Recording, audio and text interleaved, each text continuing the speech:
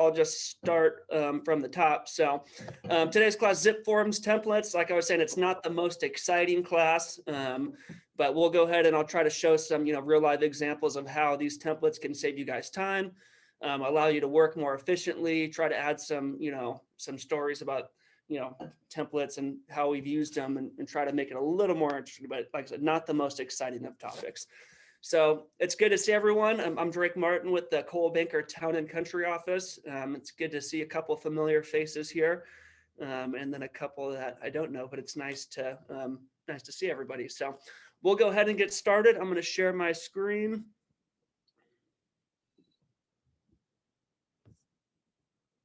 Okay, can everybody see right now? It's the Cobalt management site.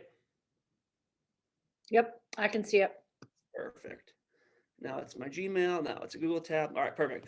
All right, we'll go ahead and get started. So obviously the first place that we start is CAR or Zipforms. So this is how I get there. I'm going to assume everyone has different experience levels. There may be some agents on here that have, could be their first time logging in. And I'm sure some of you know a little more of the basics than that. So, but I'll just take it from the top so you guys can see where. Most of us, Drake, so you understand, so because at least for ABR, most of our agents use transaction coordinators. They're not really that familiar with what this is or this feature. So if you want to bring it to them so that they're aware too. Got ya. Cool. All right. Well, I'll go. I won't skip any steps or anything like that, so you'll be able to see the whole thing. So we are getting into CAR. It's where we access Zipforms. So I'm just going to come in here. CAR.org is the site that we use to get in here. There's a couple different ways to get into the site, but I'm going to click on this big button here, access transactions. We're going to click here. And then we have access Zipforms. I'm going to click that one there. It's logging me in here. I'm going to continue to transactions. It looks like I was already logged in from the past. I know I was in here playing around before I started the class. But there is a little login that you have to put your username and password in. So you guys skip that step here. So this screen should be familiar, even if you are using a TC. I mean, everyone, is most likely writing their own offers or logging into Zipforms to some extent. TCs can't do everything for us. So this is the Zipforms screen. You should be familiar, the dashboard, forms, transactions, and templates. So the templates one is what we're going to focus on today. So I have a couple templates in here that I use. I have a listing template. I always name them just to make sure that I'm keeping everything current. So this one is named Listing Template 2021. Obviously, when we get into 2022, I want to make sure, my forms are updated. And you always want to make sure that you have the most up-to-date stuff. I know they release new forms every so often. So just periodically going and checking that you have the most up-to-date information in here. So I have a listing template that I use, a purchase template. I have some property management templates that I use. You don't really have to worry about those. I mean, you could have as many of these templates as you'd like. So there's a couple different ways to do this. I'm going to start with the purchase template, then go into the listing template. But depending on, how you're working, if you're working with, one buyer, and especially in this market these days, when you're writing multiple offers on a bunch of different houses, and it seems like we're writing 20 or 30, 40 offers just to get one accepted, you could have templates for specific buyers that you're working with. So, not just a generic purchase template, it's like this template is for this buyer because I know in this market, I'm going to be writing offers over and over and over with this person. Same thing for the listing template. So there are certain examples, if you're working with a seller that owns multiple properties and, you just want to have a specific template for that seller, you could do that as well. But I'll start with the basic, what I have is my basic purchase template. And then we could talk about doing a little more customization and getting a little more creative with it after we do that. So I will show you the purchase template first, and I'll show you how to create one. It might be a little bit out of order, but this is my purchase template that I have. So cover sheet, RPA, buyer counteroffer, request for repairs, contingency removals, addendums, extension of time, my Avid, And then I have a custom form that we are not a custom, but a form that we use specific to the office that is not a Zipforms generated form, and that's just our affiliated business disclosure. So these are what I consider kind of the most common forms that are going to come up on a when you're representing a buyer. Could there be other forms that are used in here? Yeah, you might add the FHA, VA mandatory clause or some other form, but these are, in my opinion, kind of the basics that are going to get used almost every time. So this is what I use. Now I'm going to show you guys how to create one of these, and then I'm going to get into a little bit of the customization of them after that. So starting from scratch, you don't have any template set up. This is how you're going to create one. So you're in your templates tab. Make sure that you're in your templates tab and not your transactions tab, or vice versa. I've seen agents make that mistake, or they go to write an offer and they write an offer in the templates tab and not the transactions tab. So when you're building a new template, you want to be in this templates tab here, and you're going to hit new. Depending on what you're doing, they have options for you. So you could do a new listing template, a new purchase or offer, a lease template, or lease listing. So let's just say, for example, we're building our purchase template that we're making. So new purchase or offer. This will be my, you name it, whatever you want, whatever's comfortable for you. I'll just do the 2021 Zipforms template class. I'm naming it that because this is for the class, but you wouldn't name that. Obviously, you wouldn't name it that. Select a category: residential, industrial, multi-unit, condo. Right now, we're just going to focus on single family, just regular residential real estate. You can do some auto apply. I never have this turned on because I don't like to auto apply my templates.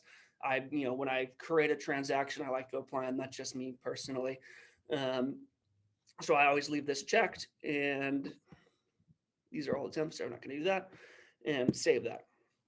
So this current template right now doesn't have any forms in it. There's no documents, there's no nothing. I'm starting from scratch here. So I want to start adding the forms that I use in my purchase template. So that's what we're going to do here. So on this all forms tab in the upper right, it's going to bring up what should look fairly familiar to you guys, a pick list of all the available forms through Zipforms.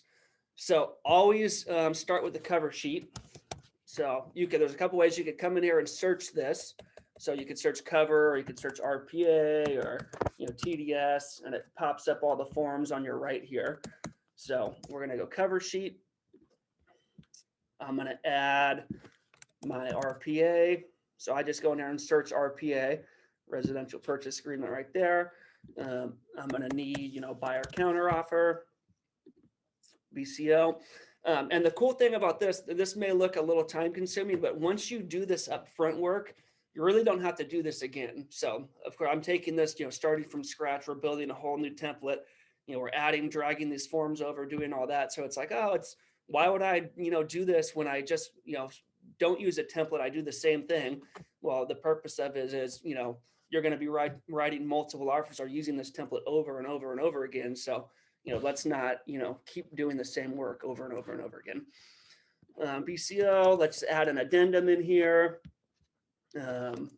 Let's add a extension of time. Hopefully, we're not using a whole bunch of these, but they are commonly used when we're representing buyers. And there's probably a couple more that I'm missing off the top of my head, but this will get us a good start. And I'll give you that list that I use for my personal purchase template when we get back into that template. So this will get us started. We do have some chats. That's just Vicky talking. For new agents, is there a list of forms that you need? There is a list. I believe everyone uses different systems. I know we at Town and Country use SkySlope.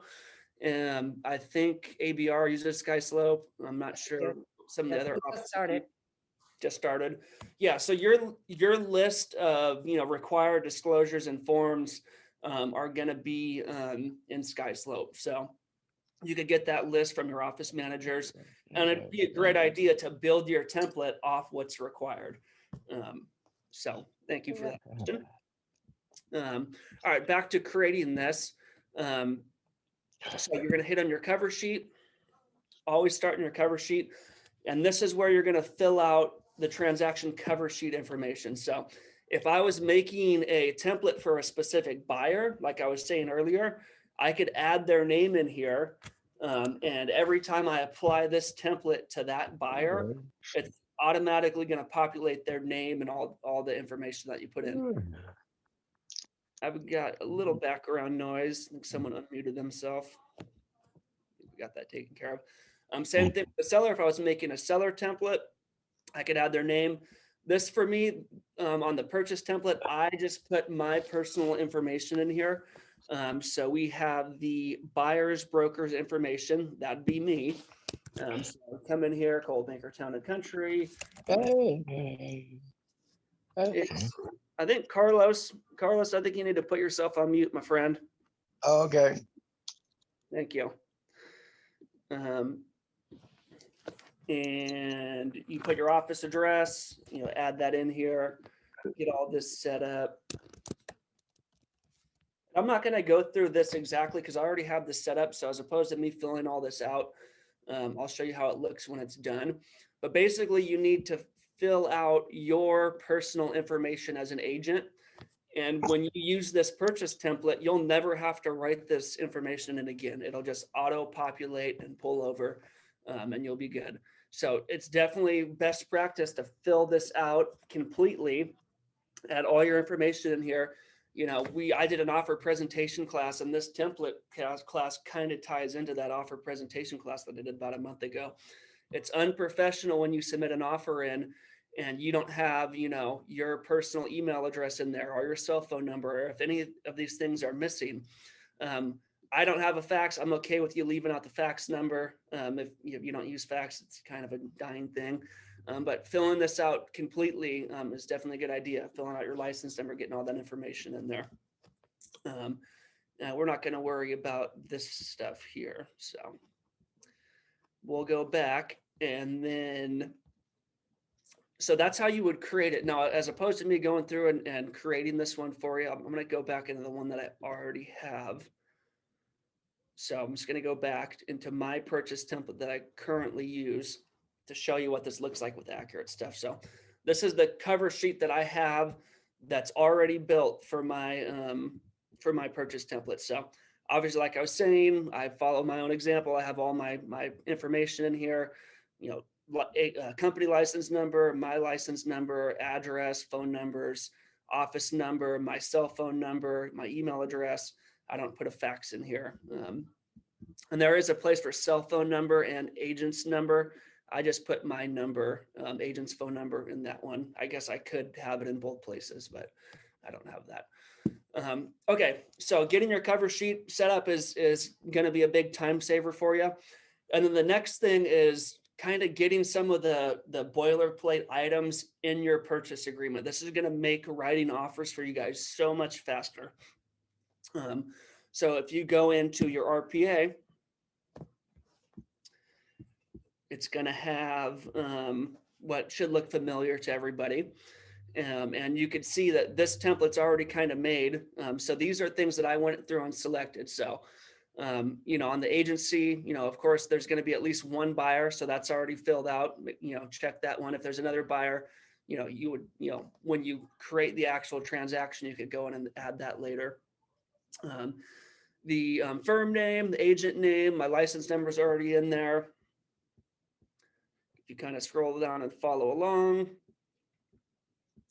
this stuff already gets auto-populated. Now this gets auto-populated from that cover sheet that we already filled out. So you're not going to go and have to type every place that this is on. As long as it's in that cover sheet, it'll show up here. So this is the part that I wanted to get into. So this is the first page of the RPA.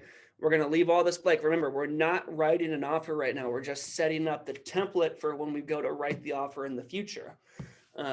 So having these things set up in advance is the time saver here. So seller's brokerage firm, have that seller checked and the seller's agent.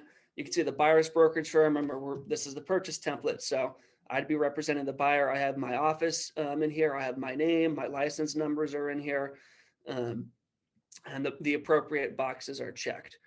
Going down, you don't really need to touch much on this first page. Initial deposit, the default in the offer, the way that it is for a wire to happen. Best practice, you want to be doing wires regardless. All this information is going to, you're not going to touch any of this.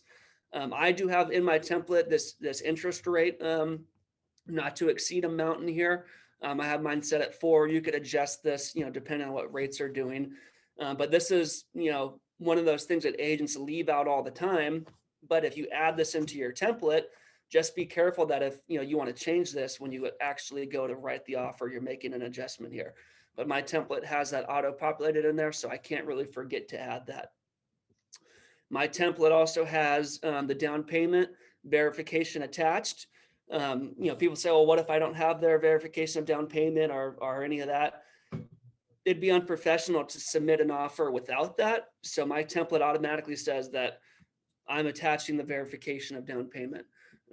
So that box is checked for me already. A lot of this is boilerplate, so you wouldn't worry about this. In my template, I have the seller to pay for the NHD through my NHD. You could go in here and add whatever you like or change. I don't ask for anything anything else in my template, but of course, when I go to write the offer, if I wanted to make any adjustments, I could adjust those when I go to write the actual offer. Keep in mind, we're not writing an offer, we're just setting up a template right now. And this will make a little bit more sense. I'll kind of tie this all back together a little farther down in the class. Greg, I have a question for you in the chat. Why did you choose 4%? Because rates right now are like 2.5, 2.8. I know they're coming up a little bit. I'm not sure what the exact rate is now, or as of this morning. But so I have in here that the rate is not to exceed 4%. So as keep an eye on rates. You can make an adjustment on that over time, but that's just what I have. Did that answer your question? Yeah. It's a guesstimate. Yeah, exactly. Basically, this is saying that, this deal is part of the terms of this deal is my buyers to get an interest rate not to exceed a certain amount. So let's just say, I had, the buyer's lender was telling them, oh, I could get you a rate at 3. And then, we start going down the loan and they start putting it together and the buyer's rate all of a sudden jumps to 5. Well, it's like, well, that wasn't part of the deal. My rate was supposed to be under 4. That's what we kind of said there. So, Got it. but yeah, just, there's no science to it. That's just what I have there. Okay, cool. Going back along. So I have the NHD. That's something that, 99.9% of the time seller to pay for NHD by my NHD. So I go ahead and I throw that in my template. If you had a preferred NHD company, you could put in here whatever you want. I have in my template the government retrofits that the sellers to pay for those. Like I said, 99.9% of the time, this is how we're doing that. So seller to pay, seller to pay, seller to pay. And this is just saving me time so that every time I write an offer, I don't have to come in here and click these boxes. I have in my template buyer and seller to each pay their own escrow fees. And I also have in my template, I'm asking for Cobalt Escrow. That's Coldwell Banker Town and Country's affiliated escrow office, or seller's choice. So that's in there. I know there's a couple different companies represented here and that have, different relationships with escrow companies.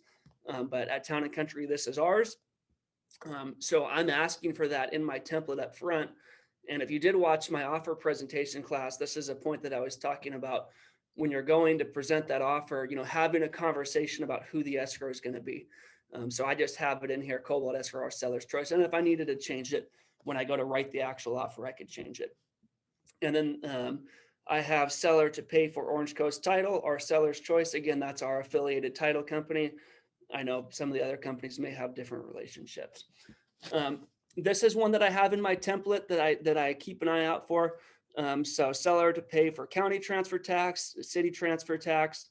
Certain counties like Riverside County has a transfer tax and Riverside City has a transfer tax. But if you're in Moreno Valley, the city of Moreno Valley is in Riverside County. It has a transfer tax, but the actual city does not have a city transfer tax.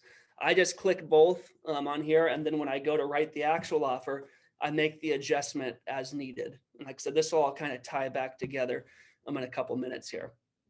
But I just have that there to remind me. And again, if you were in the offer presentation class, it's unprofessional to just go down and click all these across the board. At least in my opinion, if I just get an offer that has this and every box is checked, that's just like a red flag, like, oh, they're just clicking on these. They didn't take the time to even do the research. If they're saying seller to pay HOA transfer fee, but the property's not in an HOA. For me, that just screams, kind of a lazier agent. So I'm going to fix this, take these out. So if I need to make the adjustment, if it is an HOA, then I'll make that adjustment when I write the actual offer. Private transfer fee, I do add in there because those could be hidden sometimes. So I just, throw that one in there. And then I have seller to pay for home warranty, 550 Old Republic. You can make these adjustments if you have different preferred companies. So basically that is my purchase template, or my purchase contract template. I'm going to check the chat here. Okay, we're all good. Okay, I got that question. As if Moreno Valley has no city transfer tax, would you uncheck it? Yeah, so not in my template, but I will when I go to write the actual offer, which this is all going to kind of tie back together here in a minute. So just in my template, I have them both selected, but I know obviously when I go to write an actual offer, I go through every item, no matter what. I don't trust that my template's going to be correct. So I just know that, that said there are some adjustments that do need to be made. So just keep that in mind. So that is my purchase template. And then I also have in my template the affiliated business disclosure. So if you wanted to add like a company form into your template, that doesn't live within Zipforms, I'll show you how to do that real quick. So we're going to add an outside document. So I'm going to add a doc. You just hit this little button here. I'm on Mac, so my pop-up browser might look a little bit different than you guys who are on PCs or whatever your computer you're using. But browse document, and I want to add, I have no idea what this PDF is, but let's just say this was part of my an office required disclosure. So I'm going to throw that in there. I don't even know what this is, something I need to know. So add. Okay, so now on my template, I have that in there. So examples of this would be probably the best example, maybe one of the only examples is, your office affiliated business disclosure, or any outside disclosures or forms that your office is requiring you to use. So this is my basic purchase template that I use. So if you guys want to screenshot this or go back on the recording and see what mine looks like, these are the documents that I use. The cover sheet, RPA, buyer counteroffer, repair request, contingency removal, addendum 1, ETA, Avid, and then my affiliated business disclosure. And this one's junk. Obviously, we just added that. So that is my purchase template. So I'm going to show you guys how to apply these when you're going to write your next offer. So template setup, we're not talking about templates for the next couple minutes at least. So I'm going to go write a new offer. So I'm going to go transactions.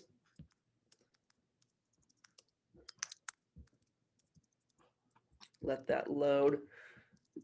We'll make this look semi-real. I'm doing decent on time, so we'll go a little farther on this. I'm going to log into my MLS real quick. So pull up an MLS number of some random property.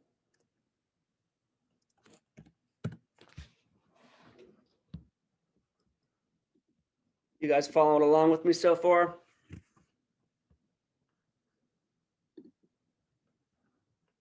I'm going to take that as a yes. Uh-huh. All right, I'm just pulling up a random property in the MLS that I'm going to make an offer on. So it's funny, I always gravitate to where I live. Let me go outside of my hometown over here. Oh, that's a nice one. All right, so we have our purchase template set up. Now we're going to go and write an offer on a home. So this is the example of how it all ties back into time saving. So it may take a little bit of time to set your template up, but I'll show you how quick this is now that we're ready to write an actual offer. So we're under transactions. We're going to go new. We're going to go new purchase. It's going to ask me to enter the name or the property. This is how I do my offers. I use the addresses. I know some people name their offers after their client's name. I think that gets messy. So I use addresses, especially if they're writing on multiple properties. So the one that I picked, my example is this one on Rubidoux. So I'm just going to copy this from the MLS. It should bring up the autofill. Always use this autofill. It just makes things look nicer. Residential. I am going to do Zipforms Connect. Actually, I'm going to do this later. And what is that, Drake, for those that don't know? In the next couple minutes, my computer freaked out a little bit, so we're going to start over from the top. New purchase. Grab my address. Riverside. Okay, and this is the part that you have to remember or you're going to miss it. Oh, I clicked the wrong button. I did Zipforms Record Connect. I meant to click MLS Connect up here. That's why it kind of glitched out on me. So we'll do MLS Connect. Okay, perfect. I was going to show this later, but MLS Connect basically is a connection between Zipforms and the MLS that pulls in the listing agent's information if you're writing an offer on their home. It's a big time saver because now I don't have to, look up their license number, go through a lot of their stuff. So it's really, you want to use this on every offer that you submit because it's going to look so much better when that listing agent is reviewing an offer and all of their information is already filled into that RPA. So to use MLS Connect, we just go and grab the MLS ID, and I've just copied it, pasted it in there. If you want to include a photo, that's fine. Hit find. It's going to take a minute to pull it up. And you can see that it pulled in the first picture of the listing. It pulled in, a bunch of data from it, the listing price, a whole bunch of stuff. So cool, that's perfect. We're going to click use that listing. And then now we're going to apply our template. So this is the part that a lot of people skip or forget. We just spent all this time creating a template. Well, let's actually use it. So select template.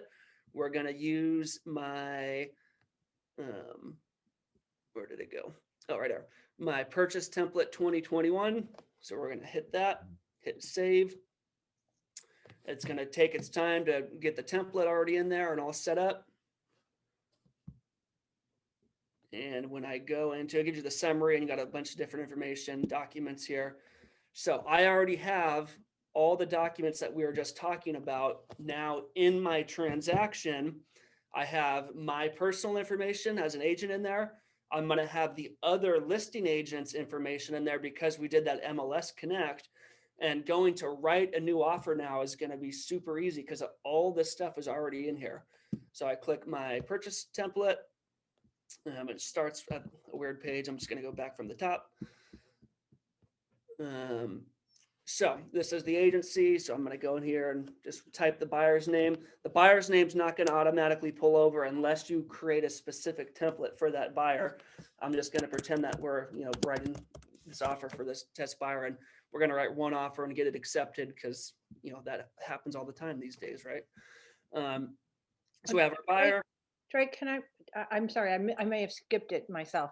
Did you also do a cover letter for this transaction to incorporate the buyer and Yes, so this is personal preference. I normally just go in the RPA and type the buyer's name in the first line here. So, but if you wanted to do that on the cover sheet first, that's up to you. But once you type the buyer's name in the first line of the RPA, it's going to add it everywhere as well. Right. That's just the way I do it. Is it best practice to maybe put it on the cover sheet first? Possibly. But, there's a bunch of different ways to do some different things. Hey, Drake. Uh-huh. I usually do the cover sheet first because it pulls the buyer and the seller names on every form. That's Once, yeah, so that is correct, but on your RPA, if you type it in here this one time and the wherever it needs to go, it'll also add it to every other document as well. okay, So that, like I said, there are different ways to do it. Like I'll show this as a real life example. I wrote test buyer in the RPA. Now, if I go to my cover sheet, you can see buyer name right there, test buyer. So it does add it everywhere. It's personal preference. You know, if you wanted to come in here and write your buyer's information and fill all of this out first, you know, you're free to do that. This is where there's, you know, multiple ways to do the same thing in here. So. There's another question. Yep. What do you put for MLS listing ID on the MLS Connect? MLS Connect. You put the listing ID of the listing that you're writing an offer on. So I went in the MLS, I found this random property in Riverside, and I just grabbed the listing ID right from this property. Copy paste. Yeah, I copy and pasted it. You could write it down and however you want to do it, but copy and paste is the best. You got it? Thank you. Okay, cool. So, continuing on, this is where mine gets a little weird. I use the Zipforms for two different things. So there is a little bit of a glitch on mine that I have to really pay attention to. And if you guys are following me, it has the agent as Cobalt Property Management. You know, obviously when I'm writing offers on properties, I do that through Coldwell Banker Town and Country. I also, my Zipforms is used for, you know, leases and a bunch of different stuff through our property management company. So you guys wouldn't necessarily have to deal with that. My Zipforms gets used for two different companies. So this is not supposed to be in here. This is supposed to be my my real estate side. So I have to pay extra close attention when I'm doing that. So I'll just go here and change that out. That should be good now. So if I keep going down, all this is boilerplate stuff. And then we get to, this is the nice part. So because I used MLS Connect, I already have the selling brokerage information in here. So Keller Williams, Dennis Craig, his license numbers and all that's already in there. I didn't have to type that in. This was a function of MLS Connect. So that's a huge time saver and makes your offer look even better. It has the address in there from the MLS Connect as well. And then this is the time saver. So I'm going to write this offer. I could very quickly now write in here. I'm just going to change the things that I don't have in my template. So I need to do a date prepared. I need to add a close of escrow date. I'm going to pick an actual date. So it's March 3rd. So we're going to close this on April 7th. I always use, you know, hard dates. You do 35 days or 45 days. Picking for me, and I know Vicki agrees with me on this, picking a hard date is best practice. Because of MLS Connect, the agent's name's already in here, our company name, license numbers, all that's in here. I have my interest rate in here. I might want to put a purchase price. Might be a good idea. $5 million, great. $5 million. You know, we're going to do a $5,000 earnest money. I'm just kind of flying through this, so don't necessarily worry about the exact data I'm putting in here. Conventional financing, you know, no additional terms. This is the time saver as well. So this box is already checked. I already have the seller to pay for NHD. I already have seller to pay for the retrofits. I already have the escrow to be buyer and seller each to pay their own, Cobalt escrow or seller's choice. I already have seller to pay for Orange Coast title or seller's choice. I already have seller to pay the county transfer tax, the city transfer tax, private transfer fee, if any, and the home warranty. So I don't have to go through here and select all of these, but it is important, and you could get in trouble doing this and just say, oh, my template is set up perfectly. I'm just going to submit this offer and not look over it. Always make sure that you're going and making sure the right boxes are checked, even regardless of using a template or not. That could get you in trouble. I mean, you're like, oh, the template's set up, I don't have to go through here and review. You still want to go through and start from page 1 and just kind of go through everything and make sure it's the way that you want it. Okay, and this is where now I want to add something that wasn't to my template. Okay, well, I'm going to add the seller to pay for, termite report and clearance. Don't mind my spelling, I'm just going fast. And I want to add seller to pay for, another report. And I want to, I talked to the listing agent. There's no way that they'll use Orange Coast Title. Okay, I'm going to take this out and we're going to use, Fidelity. Or we'll use, because it's in here, we'll just use WFG. And let's just say that, okay, this property's in Marina Valley. Okay, well, I know that there's no city tax. I'm going to uncheck that. I'm going to just make little adjustments to your offer, but the majority and the bulk of it should be filled out. Or on this one, okay, I'm not going to ask the seller to pay for a home warranty. The buyer's going to pay for that because it's super competitive, and maybe And maybe- that's the question that's in there right now. Do you ask for sellers to pay these in the seller's market? Yeah, well, this is where you make your adjustments. So my template is kind of set up for the market that we've been in, not this crazy one where we're writing, crazy offers. But yeah, you make these adjustments on your real offer. Or if you know that I'm never asking for any of these, when you go to make your own personal template, set it up with the seller not paying for these things. That's where you got to kind of fine tune this stuff. And name it crazy market purchase agreement. Yeah, exactly. Have your COVID-19 low inventory or low inventory, low interest rate template. And you could have your own personal template for that. So is everyone following along with how these work and the benefits and time saving ability of these? Yes, thank you. We're all good. When I'm sharing my screen, I can't see any of the faces looking at me. So I'm assuming everybody's following along and getting me. And of course, Unmute and ask a question. exactly. Yeah. If you have any questions, interrupt me at any time. And like, this isn't an offer writing class, so I'm not going to go through every detail of offers and things that you should adjust and not adjust. But this is a big one. This is the MLS Connect thing that we're talking about. Just having that agent's information pull in there automatically. So you guys are getting a twofer. You're getting a template class and an MLS Connect class. So that is the basic template for a purchase agreement.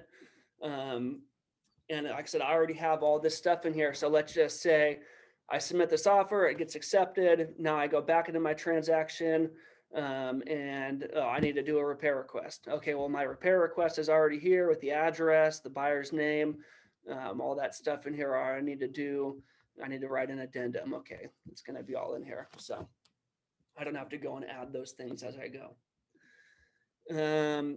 The other thing, so I'm going to show you guys how to make specific templates for individual buyers. This might be helpful for the market that we're in currently when you're writing multiple offers on a bunch of different properties. So I already have the bones of my purchase template, but let's just say I know that I have a buyer whose price point is in a super competitive market. And I already know off the gate, I'm probably going to have to write a bunch of different offers on this one.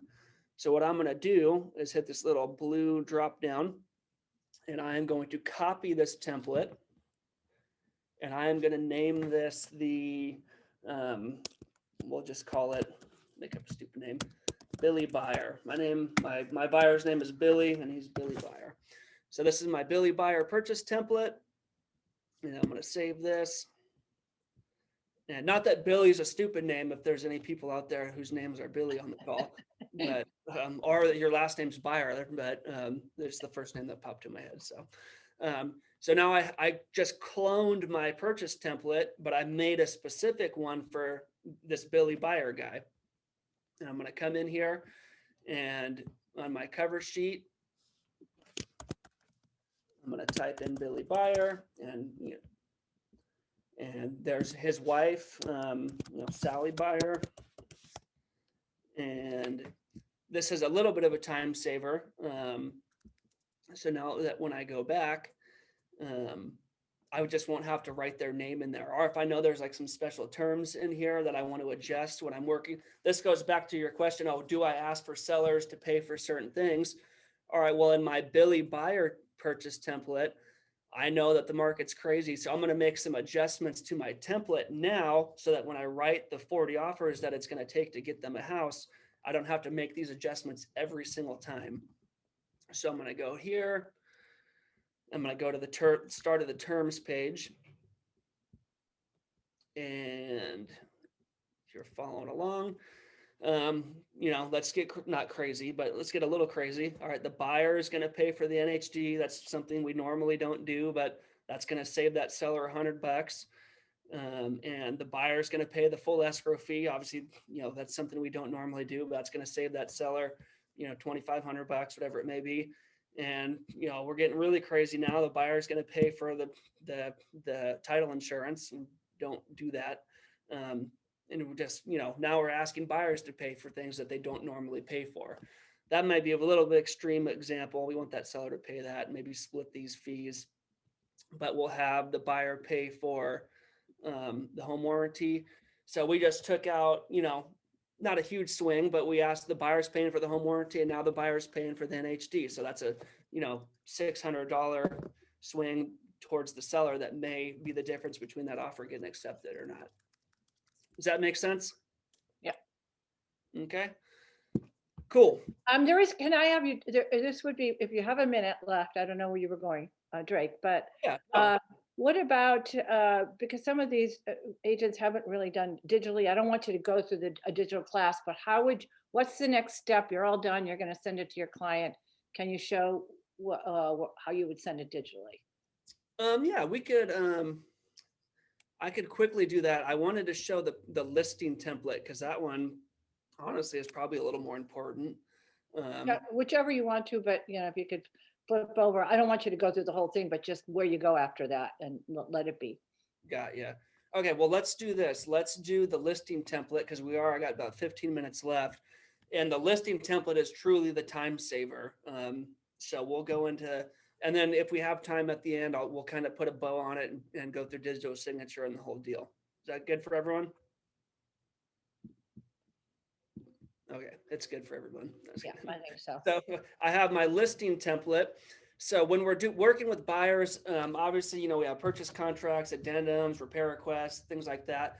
When we're working with sellers, we're responsible for a lot more forms. So maybe I should have started the class with the listing template as opposed to the buyer template. But when I open this listing template, you're going to notice there's a lot more stuff in here. So these are listing agreements, net sheets, disclosures that we're going to have to provide the buyer, seller's response for repair request, TDS, SPQ, statewide buyer, all the disclosures, the affiliated service, the earthquake booklet, the residential hazard booklet. We have in mine, I should have in here, notice to perform. So I'm sending my buyer notice to performs as soon as we hit those contingency dates, my notice to perform 1 and 2. So you could see Hey, that. Drake, can I interrupt real quick with a question? Uh-huh. Okay, so all of those forms in there, is that dependent? I use a TC. So is it dependent upon that? Dependent on Like how many forms I have in there? Because obviously my TC does certain forms and I don't have them in mine because she does all of like a bunch of different stuff.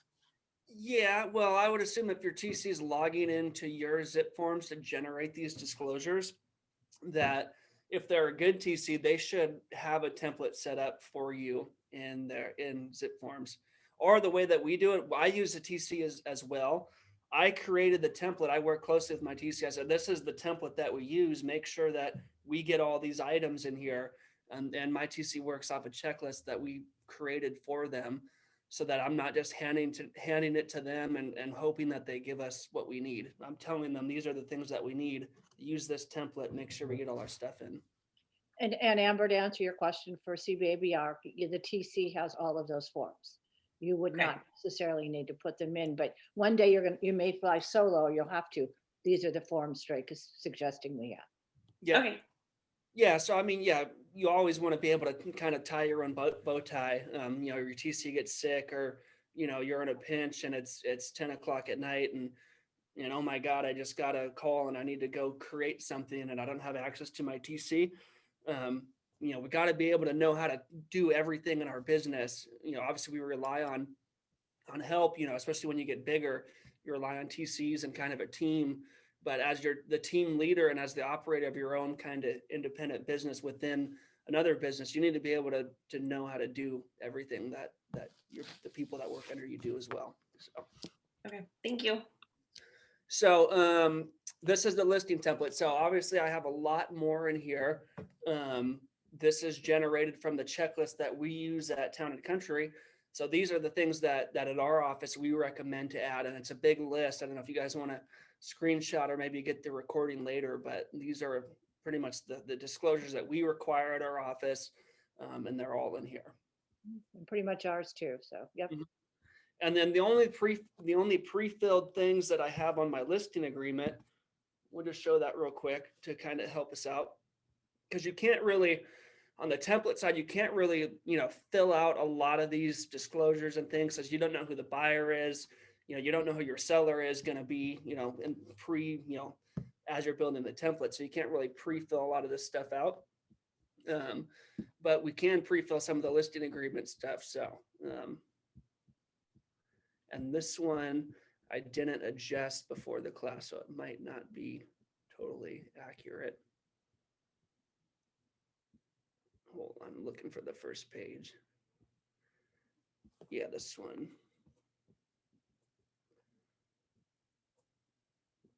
Yeah, don't necessarily. Yeah, we don't have to necessarily worry about pre-filling the listing agreement because those things are going to change. So the listing template has a lot more documents, but it's a little less involved. I think that's why I started with the purchase template, because you can make a lot of adjustments to your purchase template that you kind of know are going to happen beforehand. The listing one, there's a lot more documents, but you can't necessarily pre-fill a lot of this stuff out. But it is good to have these documents here when you go to create your listing. So, and I'll just show you again how to do that. And then we should have time to go through the start to finish of writing an offer and getting it out to digital signature. So first I'm going to show you we're, as opposed to writing an offer, we're taking a listing. So we're just going to go new, listing. We're going to add an address. Use the pre-fill always. Now this one, don't get confused. You can't really do MLS Connect on this because it's not going to be in the MLS because it's your listing in. Right now you're preparing the listing paperwork and it's not signed by your seller. So, listing their house before they sign this stuff would be a no-no. So we skip that portion. Residential.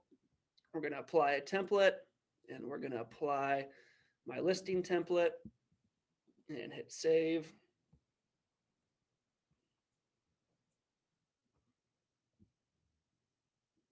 And in my documents, I have all that stuff that we were just talking about. Of course, I'm going to prepare my listing agreement. I'm ready to go on my appointment. Let me get all this in here, Yeah.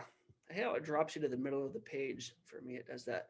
I'm preparing this. I'm doing the listing presentation tonight, and we're going to begin the period. I'm going to list it, not today, because I'm going to list it on Friday, and it's going to expire at the end of the year.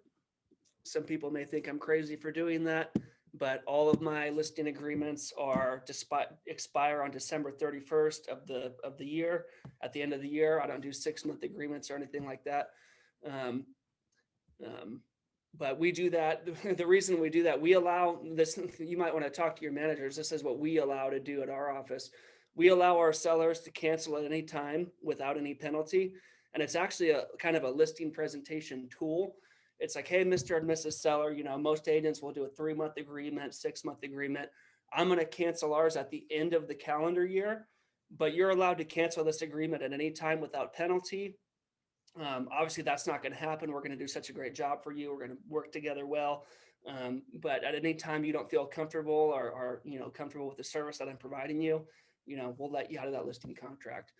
Some offices are the exact opposite of that, but at least that's what we do at our office. So, basically, so we're just basically preparing this listing agreement. And once we get the listing, we enter it in the MLS, we get an offer accepted. I have all the disclosures that I need to, prepare and do all that, and that's waiting for us. So does that make sense for everybody? Yes.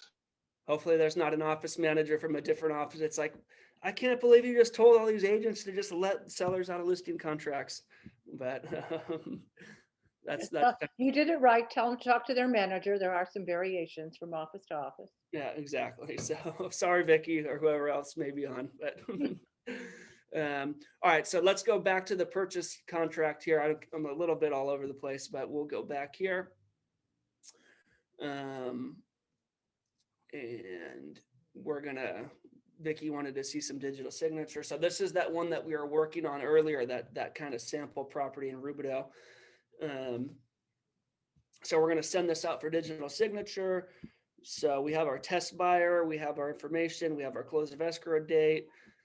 We have the seller, or the selling, or the listing agents info, our info. We have the EMD. We're gonna get $400,000 loan. That's gonna bring in a $95,000 down payment. Making sure that this, I'm not gonna go through the entire offer, but making sure that your offer is filled out correctly. And when you're using digital signature, let's assume that everything in here is perfect. We're gonna hit this e-sign button. They give you an option. So I pay for Docusign, and they have a free version of digital signature in here. It looks like they changed the name of it. It used to be ZipLogix. Do you know which one of these they're using now, Vicky?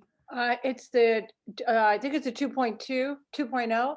2.0. Yeah, and I use DocuSign as well, but I think with SkySlope, there's another option too. Yeah, there is a digital signature option in SkySlope as well. But I just wanted you to show how that all comes together. Got you.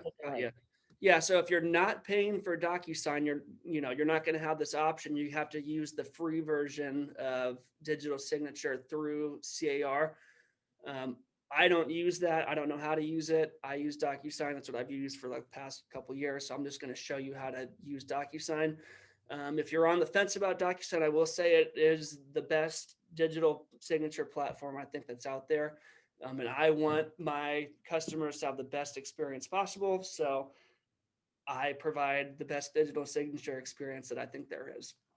So for me, it was well worth the money to pay for Docusign, if that's a commercial for them. So we're going to use Docusign.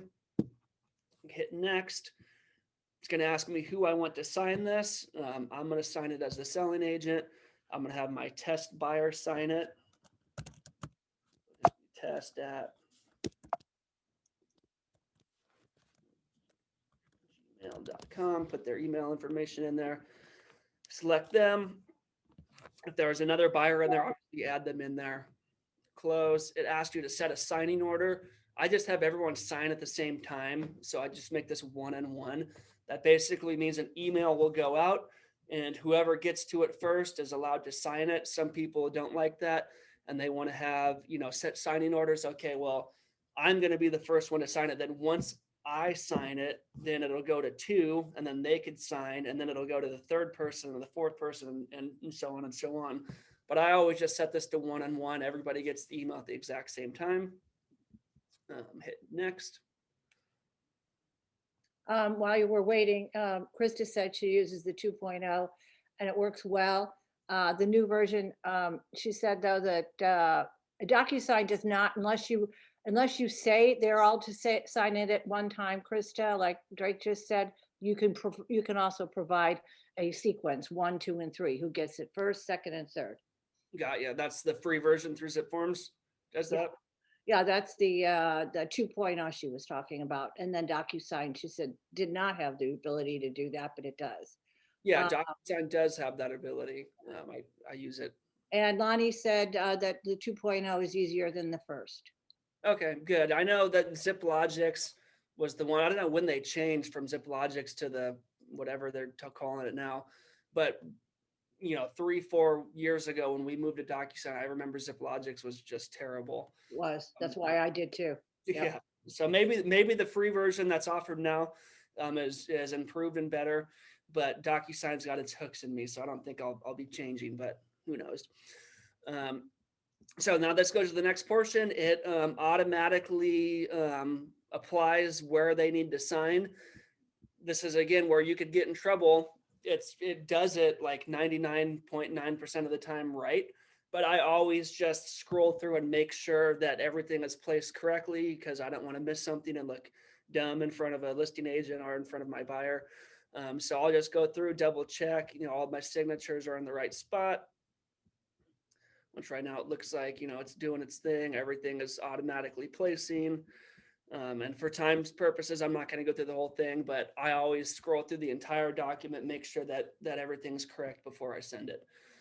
And then if you're using Docusign, this is the part, if you're using the other version, what you're looking at right now won't look like the free version, but I hit edit actions, edit message,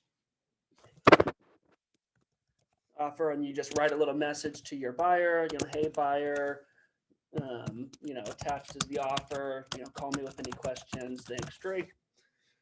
Done. And then you hit send and it goes out and you get an email like 10 seconds later and you sign it as the agent and then your buyer signs it as well. And you have a fully executed RPA. So.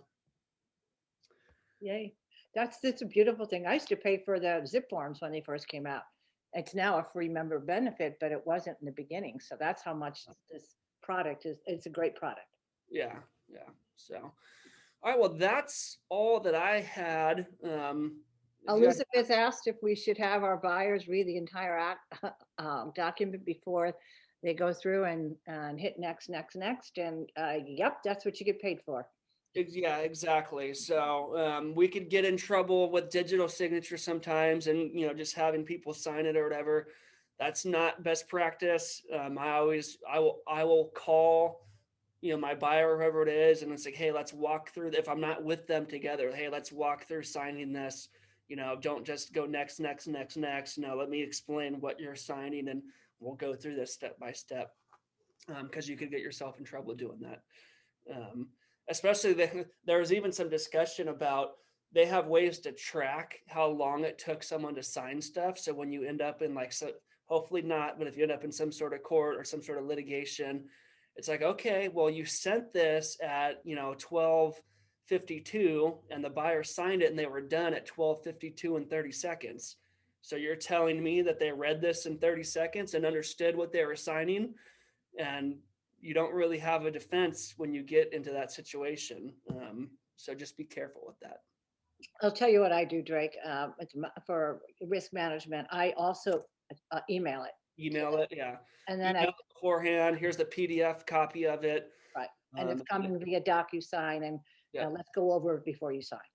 That is best practice. Absolutely. So.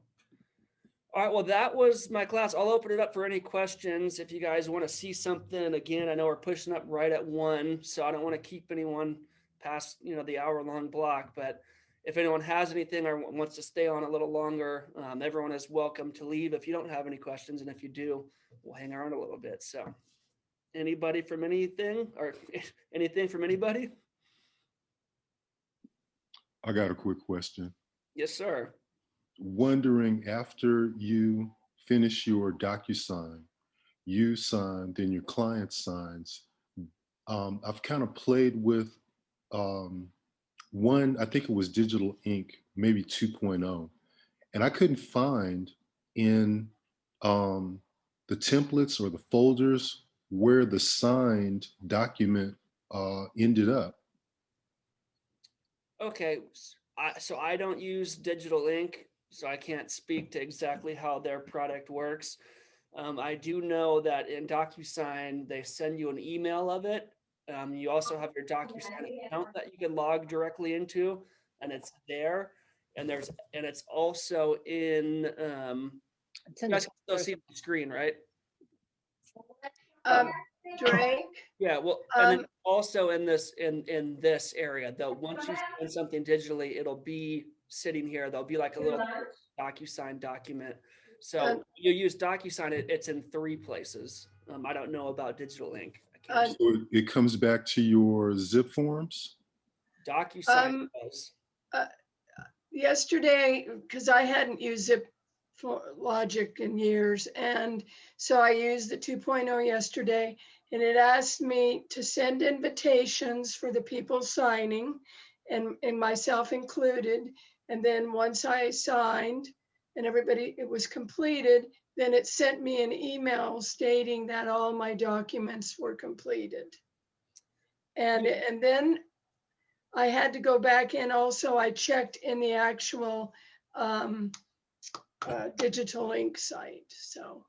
But it was fairly easy, everything came through. Okay, but did it come back to your Zipforms or did it go to your, I guess, digital ink account? No, it sent me an email with a link that I could open. And you picked up the file from there? Yes. Okay, gotcha. Thank you. Most of them work the same way, so it should be emailed to you, it should be in your zip forms, and it should also be in your digital ink It should account. be, yeah, it should be emailed to you as well. Yeah, At Right. least that's how Docusign does. and Derek, if it's Derek, right? Yes. If you never got an email, it either went to your spam or whoever you sent it to didn't sign it, because it'll only send it to you when it's signed by everybody. And that's very common for digital ink. Yeah. So you have to tell your client that to look for in their spam. I was kind of playing with it and doing test buyer, you know. That's Body probably buyer. why. If you throw like, you know, if you make yourself too many people, or if you're like, I'm the seller, I'm the buyer, I'm the everybody, you probably just made an error. Okay. Thank you. Yep, no worries. Anybody else? Hello, I came a little bit late and I just am new, totally new, but I just want to ask, are you suggesting to make templates ahead of time before you even get offers or listings? So that way you're prepared to just fill them in all the extra spots? Yeah, 100%. If I was a brand new agent, one of the first things I would do is get my template set up. So, yeah. Okay. Mhm. Okay. thank you. And I want to let you know, there's a recording of this. I put Michael's email on there a couple times in the chat. And if you go to Zipforms and you go to the help button, which, you know, there's a lot of videos on how to do templates and all these other things, including digital ink.